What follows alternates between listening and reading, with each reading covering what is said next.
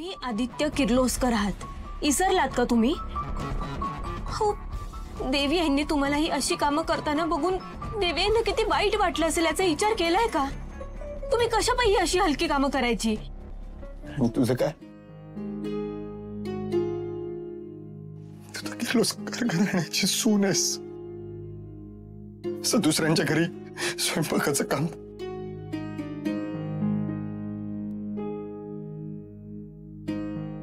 पारू, मला ना आईने एक गोष्ट शिकवली आहे. कुठलंही काम लहान मोठं, चांगलं वाईट नसतं. हेच संस्कार केले तिने आमच्यावर आणि मी तेच करतोय. तिनेच सांगितलंय की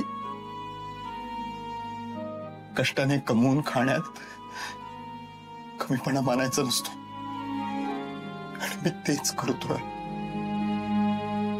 त्यामुळे तिला माझी अजिबात लाज वाटणार नाही.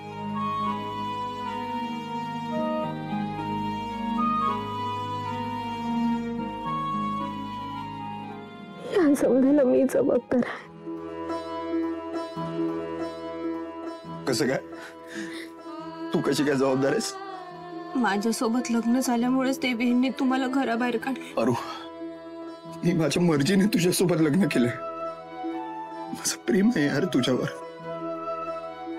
आणि प्रेम करण्याची जर ही शिक्षा असेल ना तर अशा 1000 शिक्षा मंजूर आहेत मला. पण सर, तुम्हाला सवय नाहीये समजा. सवयचं काय ग?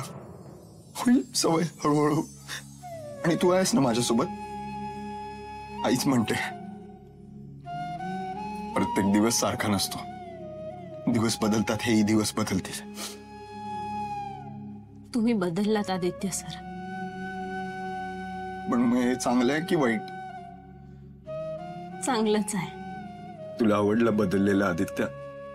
तुम्ही कायम आवडता मला, आधीचे बी आणि आत्ताचे बी. पण बघा ना सर, या समजात एक गोष्ट चांगली झाली. देवी आई यांना घरचे भेटले आपल्याला त्यांना बघता आलं.